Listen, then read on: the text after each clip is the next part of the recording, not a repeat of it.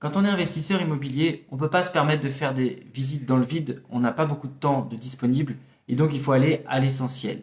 Donc quand tu as repéré une annonce qui te semble intéressante, je t'invite vraiment à passer un coup de fil à l'agent pour obtenir le maximum d'informations, voir si le bien vérifie et coche tous tes critères. Alors je vais te donner une liste d'informations à soutirer à l'agent avant de faire une visite. Donc déjà, ça va concerner, on va démarrer par le secteur, l'environnement. Est-ce qu'il connaît le secteur? Est-ce que c'est bruyant, etc. Est-ce que au niveau de la copropriété, si le bien est en copropriété, est-ce que il y a des travaux à prévoir au sein de la copro? Est-ce que ces travaux sont déjà votés? Est-ce qu'il y a des procédures en cours? Tous ces éléments sont hyper importants pour savoir où est-ce que tu mets les pieds.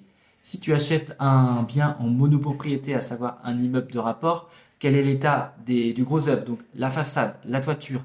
Est-ce que les compteurs électriques sont individuels? Idem pour l'eau.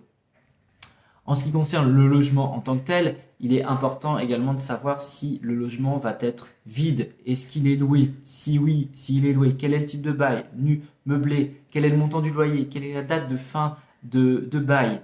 Est-ce qu'il y a des travaux à prévoir dans l'appartement? Quelle est la liste de ces travaux-là? Tu te rends compte que il ne faut rien laisser au détail. Également important aujourd'hui, surtout de nos jours, ça peut être une axe de négociation très importante. Quel est le DPE?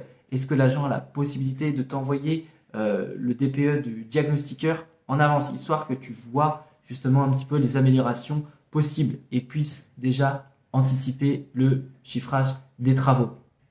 Enfin, moi ce que j'aime bien également connaître, c'est la raison de la vente. Est-ce qu'il s'agit d'une succession, d'un déménagement, d'un divorce, etc. Depuis combien de temps l'appartement est-il en vente? Est-ce qu'il y a eu des visites? Est-ce qu'il y a eu des propositions? Tous ces éléments-là vont également te permettre d'avoir le maximum de billes, de cartes en main pour pouvoir voir si le bien est intéressant ou pas.